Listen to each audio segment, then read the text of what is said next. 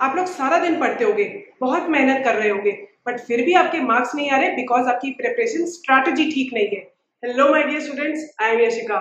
इस वीडियो में मैं आपको बताने वाली हूँ कि आपको न्यू पैटर्न के अकॉर्डिंग कैसे पढ़ना है, कहाँ से पढ़ना है, और साथ ही साथ मैं आपको बताऊंगी कि इस न्यू पैटर्न के अकॉर्डिंग आपको अपनी प्रिपरेशन में क्या चेंजेस करने हैं। So let's begin. सबसे पहले मैं आपके साथ डिस्कस करूंगी कुछ पावरफुल स्ट्रैटेजीज जो आपको हर सब्जेक्ट में प्रिपेयर करने के लिए हेल्प करेगी। उसके बाद में केमिस्ट्री, मैथ्स, बायोलॉजी, फिजिक्स के डिटेल स्ट्रैटेजी बताऊंगी। अब आप में से कुछ स्टूडेंट्स के पास या तो मैथ्स नहीं होगा या बायो नहीं होगा, तो इसीलिए मैंने वीडियो के डिस्क्रिप्शन में टाइम स्टैम्प्स दे दिए हैं, आप उसको जाके चेक कर सकते हो। ऐसी हेल्पफुल वीडियोस मैं अपने चैनल पर अपलोड करती रहती हूँ, तो अगर आपसे ये वीडियोस मिस ना हो जाए इसलिए चैनल को सब्सक्राइब कर दो और बेल आइकन को जरूर प्रेस करना ताकि आने वाले नए वीडियोस के नोटिफिकेशंस आपको मिलते रहे। अब सबसे पहले बात करते हैं कि इस न्यू पैटर्न के अकॉर्डिंग आपको कौन सी बुक से पढ़ना है। अब द क्वेश्चन इज, क्या एनसीईआरटी सफिशिएंट है? The answer is yes. ऐसा इसीलिए है बिकॉज जो भी एमसीक्यूज पूछे जाएंगे वो हर एक एनसीईआरटी की लाइन से ही आएंगे। इसीलिए आपको क्या करना है, हर एक एनसीईआरटी की लाइन को आपको अच्छे से समझना है। आपको किसी भी चीज को रटना नहीं है। पुराने पैटर्न के अकॉर्डिंग क्या होता था, अगर आप थोड़ा बहुत कुछ टॉपिक रट भी लेते थे तो आपका काम चल जाता था, बट इधर एमसीक्यूज है, आपको क्या करना है, सही ऑप्शन चूज करना है कौन सा है। इसके लिए बहुत जरूरी है कि आपको चीजें अच्छे से समझ आए और इसीलिए आपको एनसीईआरटी की हर एक लाइन को समझना है। मैं आपको बाकी रेफरेंस बुक्स इसलिए नहीं रिकमेंड करी बिकॉज एक तो ये रेफरेंस बुक्स बहुत मोटी होती है। इनमें क्या होता है, जो थ्योरी होती है ना वो आपको जितने आपके सिलेबस के लिए रिक्वायर्ड है उससे ज्यादा ही दी होती है, तो आपको इतनी एक्स्ट्रा चीजें करने की जरूरत नहीं होती। और जब सारी चीजें एमसीक्यू जो है एनसीईआरटी से ही आने हैं तो आपको बाकी चीजें करने की जरूरत क्या है, आपको एक्स्ट्रा टाइम उन चीजों पे स्पेंड क्यों करना है। इसीलिए फिजिक्स, केमिस्ट्री और बायो में जो आप सारे कॉन्सेप्ट्स पढ़ोगे वो आप एनसीईआरटी से ही पढ़ोगे। मैथ्स की बात मैं आगे डिटेल में करूंगी। अब इस पर आप लोग कहोगे, मैम एनसीईआरटी तो हमें समझ ही नहीं आती, तभी तो हम नोट्स ढूंढते हैं कि शायद उन नोट्स को पढ़ के ही कुछ समझ आ जाए। बट आपको कोई नोट्स के लिए हंट नहीं करना है, आपको एनसीईआरटी से ही पढ़ना है। एनसीईआरटी आपको एक बारी में नहीं समझ आएगी। आप सोचते हो कि आप एनसीईआरटी को एक बार पढ़ लोगे तो आपको सब समझ आ जाएगा, ऐसा नहीं है। बिकॉज एनसीईआरटी ना बहुत ही डेप्थ में लिखी गई है, तो आपको एनसीईआरटी अंडरस्टैंडिंग तभी होगी जब आप एनसीईआरटी को बार बार पढ़ोगे, और जब आप 3-4 बार एनसीईआरटी को पढ़ लोगे ना तो आपको चीजें अच्छे से समझ आ जाएंगी। अभी आपको चीजें बोरिंग लगती है ना बिकॉज आपको अच्छे से समझ नहीं आता, तो आपका इंटरेस्ट नहीं होता। तो जब आपको चीजें अच्छे से समझ आ जाएंगी ना, आपको पढ़ने में मजा आएगा। अब आपको देखना है कि एनसीईआरटी की हर एक लाइन से कैसे क्वेश्चंस पूछे गए हैं, इस पर मैंने एक वीडियो ऑलरेडी बनाया हुआ है। आप इस वीडियो के लास्ट में जाके देखोगे ना तो आपको मैंने एग्जैक्टली पेपर भी दिखाया है और उसका सोल्यूशन भी दिखाया हुआ है कि कैसे एनसीईआरटी की लाइन से ही डायरेक्ट क्वेश्चंस पूछे गए हैं। और जब पहले क्या होता था, लॉन्ग आंसर और शॉर्ट आंसर क्वेश्चंस होते थे, तो उसमें क्या है, अगर आप एक आध पॉइंट भूल भी गए ना तो क्योंकि स्टेप मार्किंग हो रही है तो आपने जो पॉइंट्स लिखे हैं आपको उनके नंबर तो मिल जाते थे। बट अब क्या है, एमसीक्यूज है, तो आपको एमसीक्यू का सही आंसर या तो आता है या नहीं आता है। अगर आपको आता है तो आपका सीधा 1 मार्क लग जाएगा, अगर नहीं आता तो कोई पार्शियल मार्किंग नहीं है। तो इसीलिए अगर आप कोई भी चीज भूल गए तो इसका असर आपके मार्क्स पर पड़ेगा। इसीलिए मैं आपको कह रही हूँ कि चीजों को टाइम टू टाइम बार बार रिवाइज करते रहो ताकि आप कोई भी कॉन्सेप्ट भूलो नहीं और आपको एग्जाम के टाइम पर ऐसा ना लगे कि चीजें आपको याद ही नहीं आ रही है। अब आप ना अभी तो बहुत सारे न्यूमेरिकल्स ट्राई कर रहे होगे, बट जब एग्जाम का टाइम आता है ना तो रिवीजन के टाइम आप उतने सारे न्यूमेरिकल्स दोबारा नहीं कर सकते। तो इसीलिए आपको क्या करना है, कुछ न्यूमेरिकल्स आपको मार्क करके रखने हैं जो कि आप एग्जाम टाइम में रिवाइज करोगे। अब ये वो न्यूमेरिकल्स होंगे जो आपको थोड़े से डिफिकल्ट लगे या आपको इसको करने में बहुत ही ज्यादा प्रॉब्लम आई। कई बार आपके साथ ऐसा होता होगा कि एग्जाम में आपको क्वेश्चंस तो आते हैं बट टाइम लिमिटेड रहता है, इसलिए कुछ क्वेश्चन छूट जाते हैं। इसके लिए बहुत जरूरी है कि आपको एग्जाम में टाइम मैनेज करना है, तो इसीलिए मैं आपको सजेस्ट करूंगी कि आप एटलीस्ट हर सब्जेक्ट में 10 to 15 सैंपल पेपर जरूर करके जाना। जब आप सैंपल पेपर करोगे ना तो आपको पता लग जाएगा कि आपको सारे क्वेश्चन में टाइम कैसे मैनेज करना है ताकि आपका एंड में कोई भी क्वेश्चन छूटे नहीं। अब मैं स्टार्ट करती हूँ केमिस्ट्री से। तो केमिस्ट्री ना बहुत ही स्कोरिंग सब्जेक्ट है, इसमें आपके मार्क्स लाने से कोई नहीं रोक सकता अगर आप इसकी प्रिपरेशन ठीक स्ट्रैटेजी से करो। सबसे पहले मैं बात करती हूँ फिजिकल केमिस्ट्री की। फिजिकल केमिस्ट्री में ना 2 टाइप के क्वेश्चंस हो सकते हैं, एक तो कॉन्सेप्चुअल क्वेश्चंस और एक न्यूमेरिकल्स। कॉन्सेप्चुअल क्वेश्चंस के लिए आपको कॉन्सेप्ट्स कहाँ से पढ़ने हैं, एनसीईआरटी से पढ़ने हैं, और जब आप कॉन्सेप्ट्स एनसीईआरटी से पढ़ लो उसके बाद आपको एमसीक्यूज की प्रैक्टिस करनी है। अब आते हैं न्यूमेरिकल्स पर। सबसे पहले आपको करने हैं एनसीईआरटी के न्यूमेरिकल्स, एनसीईआरटी के index questions, back exercise questions, solved examples. जब आप ये कर लो तो उसके बाद आपको वो क्वेश्चंस करने हैं जो कि प्रीवियस ईयर में आए हुए हैं। अब इतना करना आपके लिए सफिशिएंट है, बट अगर आप चाहते हो कि इसके बाद भी आपको प्रैक्टिस करनी है तो जब आपका ये हो जाए ना उसके बाद आप दूसरी बुक्स पे जाना, उससे पहले नहीं। साथ ही साथ मैं आपको सजेस्ट करूंगी कि फिजिकल केमिस्ट्री में जितने भी फॉर्मूलाज है ना आप उनको अलग से शीट्स पे लिख लो, ताकि आपको जब टाइम मिले आप ये फॉर्मूलाज रिवाइज कर सको। अब आते हैं ऑर्गेनिक केमिस्ट्री पर। ऑर्गेनिक केमिस्ट्री में ना मोस्टली स्टूडेंट्स को दो जगह प्रॉब्लम होती है। सबसे पहला, उनके 11th के कॉन्सेप्ट्स वीक होते हैं, इसलिए उन्हें 12th के कॉन्सेप्ट समझने में बहुत प्रॉब्लम आती है। इसीलिए मैं आपको सजेस्ट करूंगी कि आप जो 11th की जनरल ऑर्गेनिक केमिस्ट्री है ना उसको एक बार आप जाके रिवाइज कर लो। अब इसको या तो आप एनसीईआरटी से रिवाइज कर सकते हो, बट अगर आप इसको एनसीईआरटी से नहीं पढ़ना चाहते तो आप यूट्यूब पे बहुत सारे वीडियोस हैं उनको देख सकते हो। इसके साथ साथ आपको नोमेनक्लेचर भी अच्छे से आना चाहिए, बिकॉज नोमेनक्लेचर से भी क्वेश्चंस एग्जाम में आते हैं। अब दूसरा, ऑर्गेनिक केमिस्ट्री में ना बहुत सारे रिएक्शंस हैं, तो स्टूडेंट्स ना परेशान हो जाते हैं कि इन रिएक्शंस को हम याद कैसे करें। तो इसका सबसे बढ़िया मेथड मैं आपको बताती हूँ आपको क्या करना है। ऑर्गेनिक केमिस्ट्री में जितने भी रिएक्शंस है ना, जैसे कि नेम रिएक्शन हो गए, रिएक्शन मैकेनिज्म हो गए या कन्वर्जन हो गए, उनको अलग से शीट्स पे लिख लो। जब आप ये कर लोगे ना उसके बाद रोज इन्हीं शीट से देख देख के ना रिएक्शंस को बार बार लिखो। तो जब आप रोज लिखोगे ना इन रिएक्शंस को, ये रिएक्शंस आपको याद हो जाएंगे। अब ये रिएक्शंस ना बहुत ज्यादा नहीं है, अगर मैं पूरी ऑर्गेनिक केमिस्ट्री की भी बात करूँ ना तो ये रिएक्शंस कुछ 5 पेजेस में पूरे आ सकते हैं, और हर चैप्टर में ना आप देखोगे कि कुछ रिएक्शंस रिपीट हो रहे हैं। अब जब आप ये रिएक्शंस कर लोगे ना तो आपका 50% काम तो हो गया। अब अगला 50% काम क्या है? ऑर्गेनिक केमिस्ट्री से जितने भी कॉन्सेप्चुअल क्वेश्चंस आते हैं उनके लिए पढ़ना। उसके लिए आपको कहाँ से पढ़ना है? एनसीईआरटी से।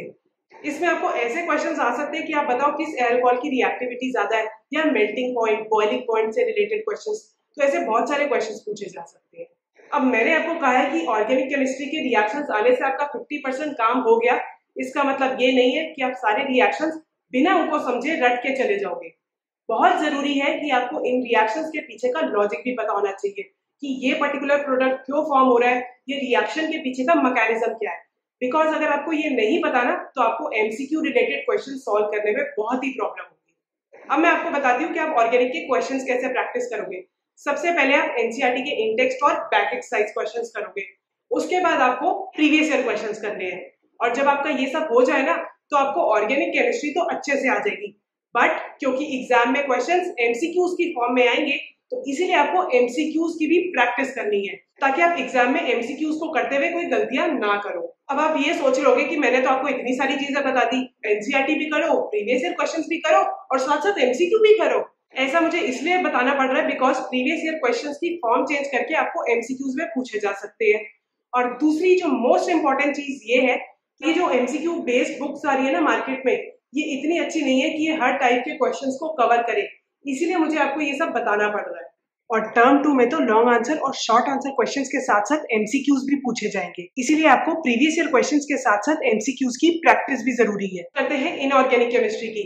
इनऑर्गेनिक केमिस्ट्री में ना मोस्टली कॉन्सेप्चुअल क्वेश्चंस आते हैं, तो इसके कॉन्सेप्ट्स आपको कहाँ से पढ़ने हैं? एनसीईआरटी से। इवन जो जेई और नीट के लिए भी प्रिपेयर कर रहे हैं ना, एनसीईआरटी से बाहर तो इनऑर्गेनिक केमिस्ट्री में बिल्कुल भी नहीं आता है। अब आप इसके क्वेश्चंस कहाँ से सॉल्व करोगे? सबसे पहले एनसीईआरटी के क्वेश्चंस करोगे, जैसे कि एनसीईआरटी के इंडेक्स क्वेश्चंस, एनसीईआरटी के बैक एक्सरसाइज के क्वेश्चंस। और जब आप एनसीईआरटी के क्वेश्चंस कर लोगे तो उसके बाद आपको क्या करने हैं? Previous year questions. अब ये सब करने के बाद आपको इनऑर्गेनिक केमिस्ट्री अच्छे से आ जाएगी, बट क्योंकि एग्जाम में क्वेश्चंस किस फॉर्म में पूछे जा रहे हैं? एमसीक्यूज की फॉर्म में, इसीलिए आप एमसीक्यूज की प्रैक्टिस भी जरूर करना।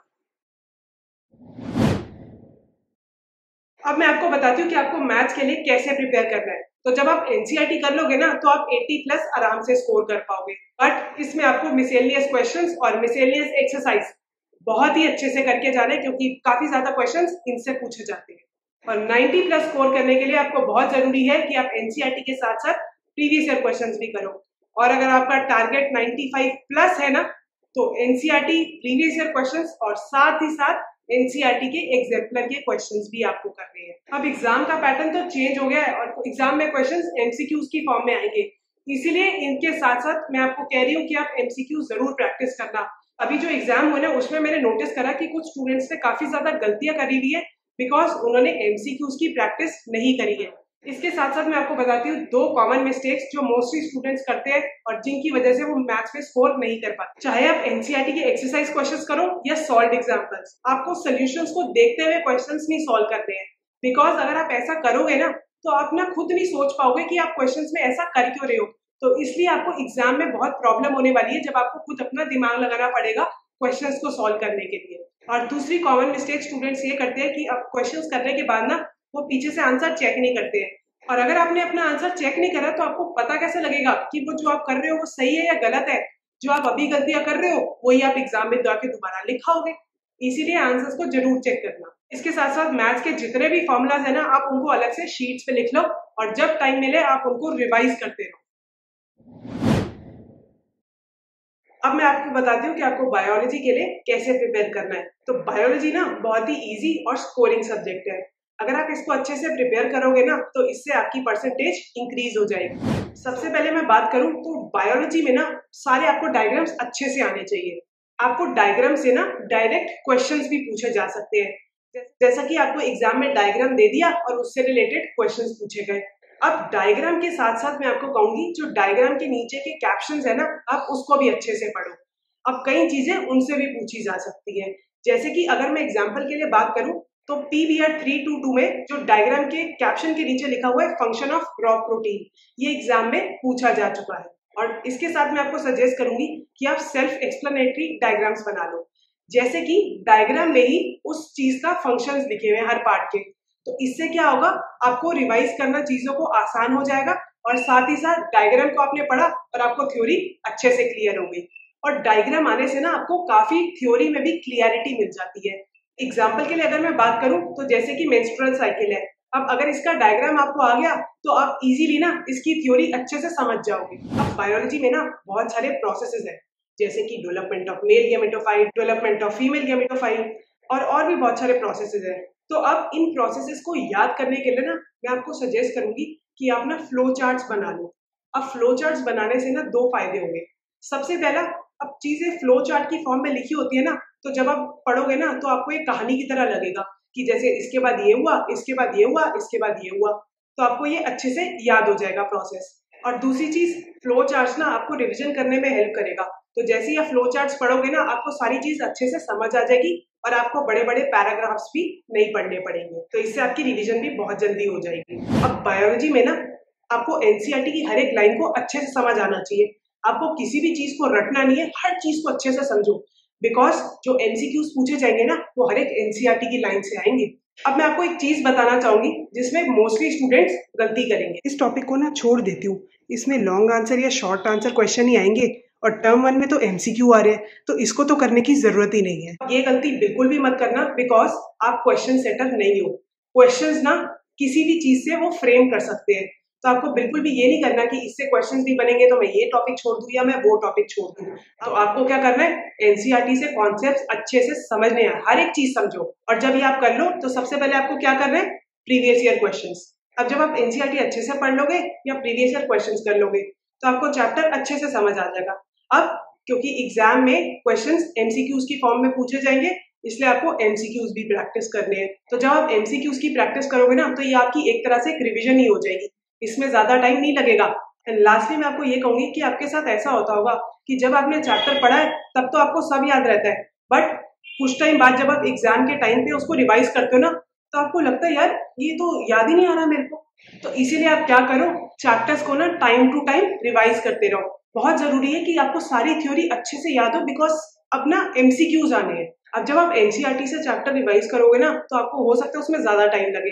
तो इसका भी मैं आपको एक शॉर्टकट बताती हूँ। तो आपको क्या करना है, शॉर्ट नोट्स बनाने हैं। अब जब आप शॉर्ट नोट्स बनाओगे ना तो आपको क्या करना है, कोई भी प्रोसेस हो ना तो उसको फ्लो चार्ट की फॉर्म में लिख लो, सारे डायग्राम्स बनाने हैं उसमें। और इसके साथ साथ आपको क्या करना है, जो बाकी थ्योरी है ना उसको पॉइंट्स में लिख लो। तो इससे आपको चैप्टर में ना रिवाइज करने में बहुत ही आसानी होगी। अगर आप पूरा चैप्टर शॉर्ट नोट से रिवाइज करोगे ना तो आप चैप्टर को 15 to 20 मिनट्स में रिवाइज कर सकते हो। आपको शॉर्ट नोट्स ना अभी नहीं बनाने की, आपने चैप्टर पढ़ा अभी पढ़ा और उसके शॉर्ट नोट्स बनाने बैठते हैं। तो आपको क्या करना है, पहले आपने चैप्टर को अच्छे से समझ लिया ना उसके बाद आपको क्वेश्चंस करने हैं एंड देन जब आप क्वेश्चंस प्रैक्टिस कर लोगे ना तो आपको पता लग जाएगा कि कौन सी चीजें इंपॉर्टेंट है आपको शॉर्ट नोट्स में लिखनी है, तो तब आपको शॉर्ट नोट्स बनाने हैं। और साथ ही साथ मैं आपको सजेस्ट करूंगी कि आपको जितने भी डायग्राम्स आने हैं ना एग्जाम में, उनको अलग से शीट्स में बना के रख लो और जब आपको टाइम हो उनको रिवाइज करते रहो। ये आपके लिए बहुत ही हेल्पफुल रहेगा।